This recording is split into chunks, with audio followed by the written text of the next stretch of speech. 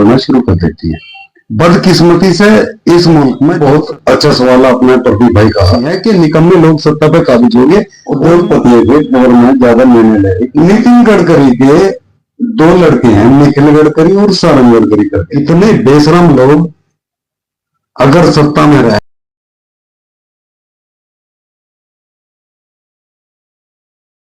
आप सभी का स्वागत है आपके अपने पेज मेरा गांव मेरी बात में। और आज हमारे साथ है मंगेराम, जो सलारपुरा गांव से हैं और राष्ट्रीय किसान मोर्चा के कर्मठ और जुझारू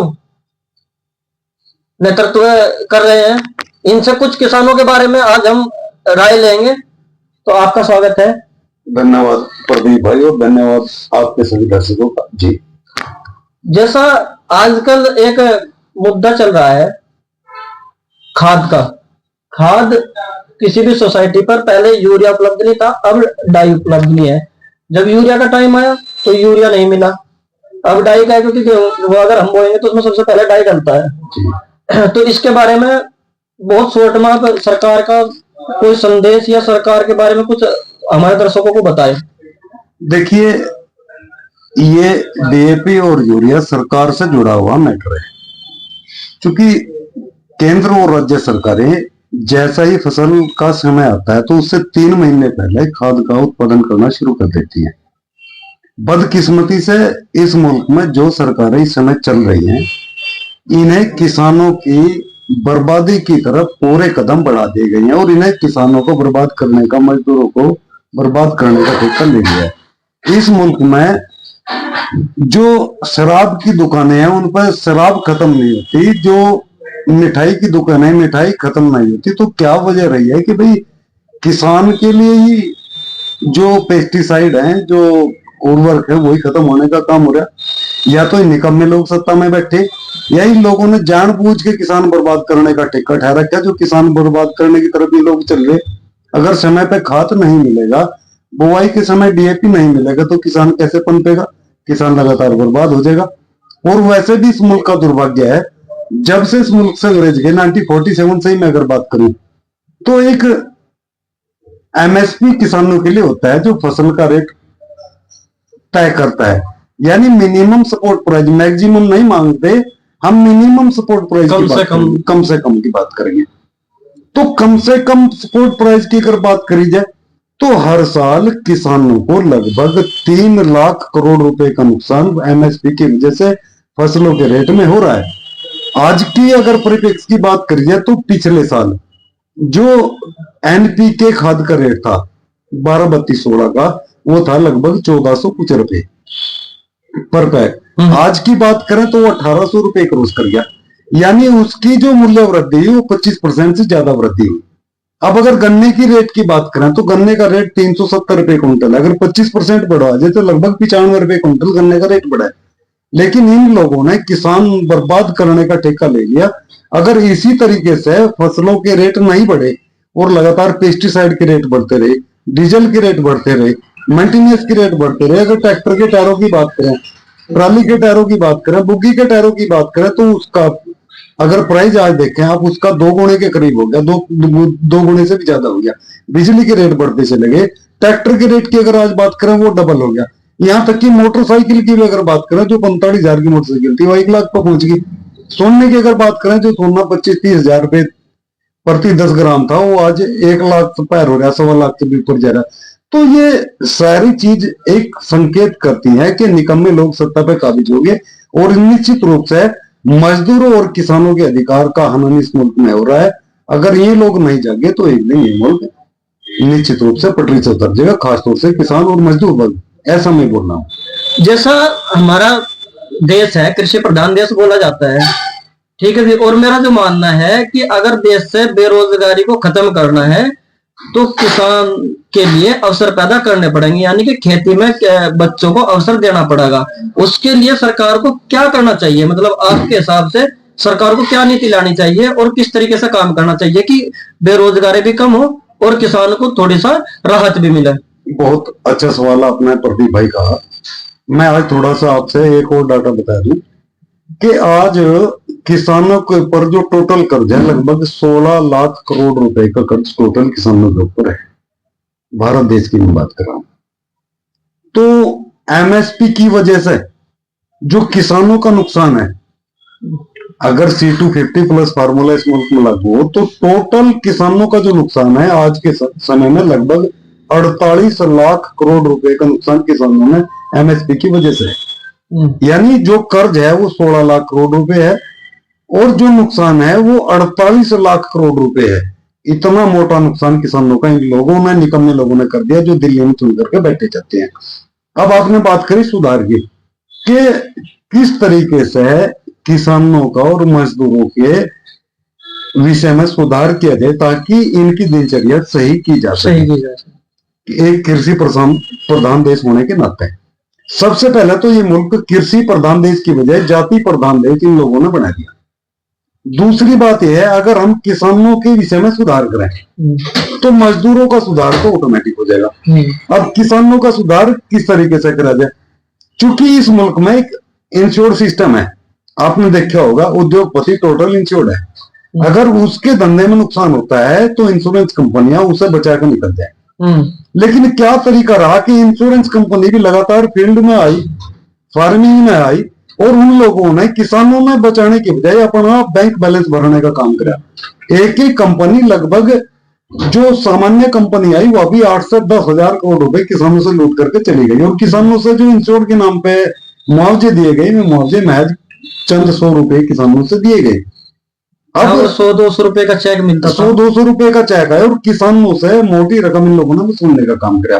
ये हमारा दुर्भाग्य है। दूसरी बात यह है, अगर हमें किसान बचाना सबसे पहले तो हमें कृषि इंश्योर करनी पड़ेगी, क्योंकि कहीं पानी की वजह से फसलें बर्बाद हो जाए तो कहीं सूखे की वजह से फसलें बर्बाद हो जाए। क्योंकि हमारे मुल्क का जो भौगोलिक सिस्टम है वो सामान्य नहीं है। अलग अलग क्षेत्र में अलग अलग प्रकार की परिस्थितियां किसानों के सामने आती हैं। तो सरकारों को चाहिए कि सबसे पहले जो किसान है वो इंश्योर करा जाए। किसान इंश्योर्ड होगा, फसल इंश्योर्ड होगी तो देश इंश्योर्ड होगा। दूसरी बात आएगी फसल के रेट की। लगातार फसलों के रेट उस हिसाब से नहीं बढ़ रहे। अगर आप रोडवेज का किराया देखेंगे तो 2012-13 की अगर मैं बात करूं या 2014 की बात करूं तो अगर आप यहां से, मैं यहाँ गंगो कस्बे में बैठे उत्तर प्रदेश के, सहारनपुर का किराया लगभग 20 रुपए था। गंगो से सहारनपुर का किराया लगभग 20 रुपए रोडवेज बस में था। 50 पैसे प्रति किलोमीटर के हिसाब से पैदल। रोडवेज बस ने किराया बढ़ाकर 50 रुपए कर दिया, क्योंकि उनका मेंटेनेंस बढ़ गया, उनकी लागत बढ़ गई, इस वजह से उन्हें किराया बढ़ाया। तो जब रोडवेज की लागत 2.5 गुना बढ़ गई तो क्या किसान की लागत नहीं बढ़ी? अगर हम किसान की लागत के ऊपर ध्यान नहीं देंगे तो किसान बर्बाद हो जाएगा और ये मुल्क में बर्बाद होने से कोई नहीं बचा सकता। अब बात आई समाधान की, तो सबसे पहले तो C250 प्लस फार्मूला इस मुल्क में लागू करा जाए। दूसरे मुल्क हैं वहां पे किसान खेती नहीं करता, उनमें लोग किसान से खेती करवा रहे। हर किस्म की सब्सिडी किसान से दे रहे, चाहे ट्रैक्टर रहा, चाहे बिजली रहा, चाहे ट्रांसपोर्टिंग व्यवस्था रही, चाहे लेबर सिस्टम रहा, चाहे मशीनरी सिस्टम रहा, टोटल किसानों से दिया जाता है ताकि वो लोग फार्मिंग करें और किसानी करके देश का, जनता का पेट भरने का काम करें। वही व्यवस्था इस मुल्क में लाई जाए। सब्सिडी जो किसानों से एमएसपी के हिसाब से लोगों ने छीन लिया 48 लाख करोड़ रुपए, हम कह रहे कम से कम उसका 1/4, यानी 1/4 लगभग 12-13 लाख करोड़ रुपए अगर हम किसानों के ऊपर इन्वेस्ट कर रहे हैं तो मैं कह रहा किसानों के साथ साथ मजदूरों की नहीं, इस मुल्क की दशा और दिशा बदलने का काम किसान कर देगा। इतनी क्षमता हमारे किसान के अंदर है, अभी भी है। अच्छा, तो जैसा आपने एक फॉर्मूला बताया C250 प्लस, इसके बारे में थोड़ा सा स्पष्ट बताओ हमारे दर्शकों को। देखो, अभी जो फसलों का रेट किसानों को उपलब्ध करवा जा रहा है वो है A2+FL, यानी उसमें A2+FL का मतलब हो गया एग्रीकल्चर के जो सामान्य खर्च हैं, जो नगद खर्च हैं, A2FL में वो लोग आएंगे। यानी नगद खर्च, सिंचाई, बीज और फार्मिंग लेबर, इन्हें जोड़ करके अभी एमएसपी जो इन लोगों ने बनाया वो पर्याप्त नहीं है। इस एमएसपी की अगर मैं बात करूं, इसमें A2+FL की बजाय C250 प्लस फार्मूला, इसमें आपका नगद खर्चे होंगे, खाद, बीज, सिंचाई और फार्मिंग लेबर, ये तो हो गया A2+FL।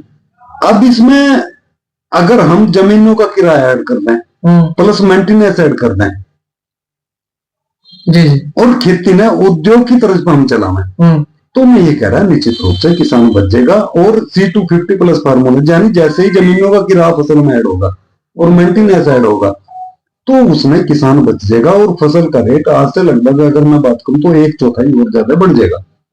और जब वो रेट किसानों को मिलेगा तो मैं कह रहा किसान निश्चित रूप से बेफिक्र हो गया कि मुल्क के विकास में पूरा योगदान करेगा।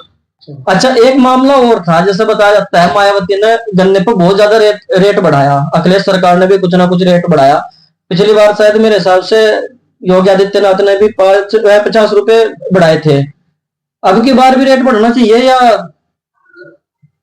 आप क्या गन्ने का रेट के बारे में क्या विचार है आपके? आपकी थोड़ी जानकारी दुरुस्त कर दूं, योगी आदित्यनाथ ने ना 50 रुपए बढ़ाए और ना 40 बढ़ाए। वो लोग उद्योगपतियों के फेवर में ज्यादा निर्णय ले रहे, किसानों मजदूरों के फेवर में उनका कोई निर्णय नहीं है। दूसरी बात यह है, आपने जिक्र किया मायावती जी का, यानी बहुजन समाज पार्टी की जो मुखिया है उनका। वो एक गरीब परिवार से जमीन से उगने वाली नेता है। उसने मैं दिन देखे हैं जहां से किसान खड़ा होता है, यानी जैसे सवेरे किसान खड़ा होगा वो भूखा घर से निकल के खेत में जाए, मजदूर जाएगा तो वो भी भूखा घर से निकल के खेत में जाएगा, वहीं उसके लिए खाने पीने की व्यवस्था लोग करते हैं, क्योंकि वो उस परिवार से ही उसे किसानों के दुख दर्द के विषय में पता था। और वो निश्चित रूप से उसे किसानों के दुगने का काम करने का काम करा। 125 रुपए से गन्ना बढ़ाकर 250 रुपए तक वो अपने कार्यकाल में लेके गए और बहुत सारी चीजें किसानों मजदूरों के लिए उसमें करी, क्योंकि वो जानती है कि अगर फसल का रेट बढ़ेगा, गन्ने का रेट बढ़ेगा, क्योंकि गन्ने के रेट के ऊपर आज मजदूरी तय है। अगर गन्ना 400 रुपए क्विंटल है तो मजदूरी भी 400 रुपए क्विंटल है। अगर गन्ना 200 रुपए क्विंटल है तो किसान मजदूरी भी 200 रुपए की तय करने का काम करता है, क्योंकि मजदूरी का कोई पैमाना इस मुल्क में नहीं है। किसान मजदूरी का पैमाना होता है, उसकी फसल के हिसाब से मजदूरी तय करते हैं। अगर गन्ने का रेट 1000 रुपए क्विंटल होगा तो उसी दिन मजदूरी भी 1000 रुपए होगी, ये निश्चित है। अच्छा, जैसे नितिन गडकरी जी कह रहे थे कि इथेनॉल के बारे में कि अगर इथेनॉल हम बनाएंगे और ये कामयाब हो जाता है तो हम गन्ने का बहुत अच्छा रेट दे सकते हैं। और मेरे हिसाब से इथेनॉल अब आजकल पेट्रोल में मिल भी रहा है, जो आपकी बाइकों में देखते होंगे कई बार झटके से लग रहे बाइकों में, सभी में जो पुरानी मॉडल बाइक है वो देती है, नए मॉडल तो शायद उन्हें चल जाता है। तो इथेनॉल के बारे में भी चर्चा बहुत ज्यादा हो रही है आज के इस टाइम में, तो बढ़ना चाहिए गन्ने का रेट जैसा गडकरी साहब ने कहा था, इसके बारे में मतलब शॉर्ट में। बिल्कुल प्रदीप भाई, आपने बिल्कुल जेन्युइन सवाल करा। अब एथेनॉल से पहले नितिन गडकरी की बात कर लें। नितिन गडकरी के 2 लड़के हैं, निखिल गडकरी और सारंग गडकरी करके। अब दोनों एथेनॉल की कंपनी से लड़े और दोनों ही लोगों ने खरबों रुपए का बिजनेस खड़ा करा। बात यह हुई थी कि गन्ने से एथेनॉल बनाया जाएगा और 10% एथेनॉल पेट्रोल में मिक्स करा जाएगा और पेट्रोल का रेट डाउन करा जाएगा। आपने अधूरी बात बताई, ये पूरी बात है। अब अगर लूट खसोट की बात करूं, चाहे नितिन गडकरी रहा या उसका बेटा निखिल गडकरी रहा या सारंग गडकरी रहा, उन लोगों ने एथेनॉल पेट्रोल में लड़ा के बेअंता पैसा कस्टमर से खींचने का काम किया। अब उसका रिएक्शन भी आया, बहुत सारी गाड़ियों के इंजन सीज हुए, बहुत सारी गाड़ियां बेकार होगी, लोगों ने तो झेल लिया और इन लोगों ने अपना घर भरने का काम करा। एथेनॉल से रेट पेट्रोल का डाउन आना चाहिए था, 10% डाउन होता तो किसान बचता, मजदूर बचता, इस लोग के मुल्क के लोगों ने कुछ फायदा होता है, 140 करोड़ लोगों ने। लेकिन फायदा किसे हुआ? फायदा हुआ नितिन गडकरी के जो 2 लड़के हैं, निखिल गडकरी और सारंग गडकरी, उन लोगों का। उनकी फैक्ट्री खड़ी हुई, उन लोगों की कोठियां खड़ी हुई, उन लोगों के बिजनेस खड़े हुए। 140 करोड़ लोग तो जहां पहले थे वहीं आज हैं। जहां पहले उनकी घिसाई हो रही थी, ऊपर से मोटरसाइकिलों का और कारों का मेंटेनेंस उनके सिर पर और रखा गया। ये फायदा जनता में हो गया। चलो, आपकी जानकारी से पता बहुत अच्छी बात है, आपने जो हमारे दर्शकों को बताई। अब आपसे एक अनुरोध है, एक संदेश अपने किसान भाइयों के लिए जो राजनीति से प्रेरित ना हो और ना ही किसी द्वेष में दिया जाए, केवल एक साफ सुथरा संदेश अपने किसानों के लिए? देखो, किसानों से संदेश देने की जरूरत नहीं है। इस मुल्क में अगर कोई देशभक्त कौम है वो किसान है और मजदूर है। और आज के मुल्क में अगर कोई देश में बना रहा और देश में बचा रहा वो किसान कौम है। हम तो उनसे क्या संदेश दे सके, हम तो सरकार से संदेश दे रहे कि हमारी हाथ जोड़ कर विनती है, जो भी अधिकारी, जो भी नेता, जो जितना भी सक्षम हो वो कम से कम किसान और मजदूरों के विषय में सोचे। हम ये नहीं चाहते कि वे लोग हमारी कोठियां खड़ी करते हैं। हम ये चाह रहे कि जिस तरीके से किसान के साथ लूट खसोट हो रही, हजारों किसान हरियाणा में जो अभी ट्रक और ट्रॉली रोकी गई वहां रोड पे पड़ा, लोगों ने घर में बैठ कर त्योहार मनाए और किसान वहां सड़कों पर खड़ा। उसके बच्चे एक एक पैसे से तरस रहे कि हमारा बाप आता कम से कम घर में पटाखे, मिठाई और कपड़ों की व्यवस्था करते, लेकिन वो त्योहार पे आने के बजाय वो लोग वहां सड़कों पर खड़े। इतने बेशरम लोग अगर सत्ता में रहेंगे तो निश्चित रूप से एक दिन इस मुल्क का बर्बादी होने में कोई कसर नहीं रहेगी। मैं तो सरकारों से फिर अपील कर रहा कि किसान और मजदूर में बचाने का काम करें, इस देश में बचाने का काम करें। मेरी तो यही सरकारों से, नेताओं से विनती है। अच्छा, 2 लाइन में एक संदेश योगी आदित्यनाथ जी के नाम का जो किसान को पूर्ण जीवित कर सके, ऐसा एक संदेश। मेरी योगी आदित्यनाथ से एक विनती है कि अगर आप फसलों का रेट बढ़ाने में सक्षम नहीं है, क्योंकि आप सेकंड लाइन है, फर्स्ट लाइन दिल्ली में बैठी, अगर आप फसलों का रेट बढ़ाने में सक्षम नहीं है तो कम से कम किसानों में बिजली के नाम पे जो थानों में लूट खसोट हो रही, जो नशाखोरी, इस कदर का नशा इस प्रदेश में बढ़ रहा, क्योंकि सत्ता में वो लोग हैं, कहा उनसे जाएगा। दूसरी बात यह है कि कम से कम फसल की बुआई का टाइम आ गया, आप डीएपी खाद और यूरिया खाद इसकी आपूर्ति समय से करवा दें, हम आपके आभारी रहेंगे। और हमने जो 10 साल तक यह गलती करी, आप लोगों से वोट देगा भाई, हम तो हाथ जोड़ के करे कि आप बाबा अपने घरों चले जाओ, ये मुल्क आपसे नहीं चल रहा, ये स्टेट आपसे नहीं चल रहा, ये किसान परेशान हो गया, बिजली की वजह से परेशान हो गया, खाद की वजह से परेशान हो गया। तो महाराज विनती है आपसे, अगर नहीं देश चल रहा तो नहीं प्रदेश चल रहा तो आप छोड़ के बाबा मठ में बैठ जाओ। मेरी तो यही विनती है आपसे, नहीं तो खाद उपलब्ध करवा दो हमारे से, ताकि हम अनाज पैदा करते हैं और इस मुल्क में बचाने का काम करें। चलो, आपका बहुत बहुत धन्यवाद। अगर कोई ऐसा सवाल किसी किसान ने दोबारा किया तो हम आपसे दोबारा संपर्क करने का कोशिश करेंगे। आपका बहुत बहुत धन्यवाद, आपने बहुत सारी जानकारी हमारे किसान भाइयों को दी है। धन्यवाद।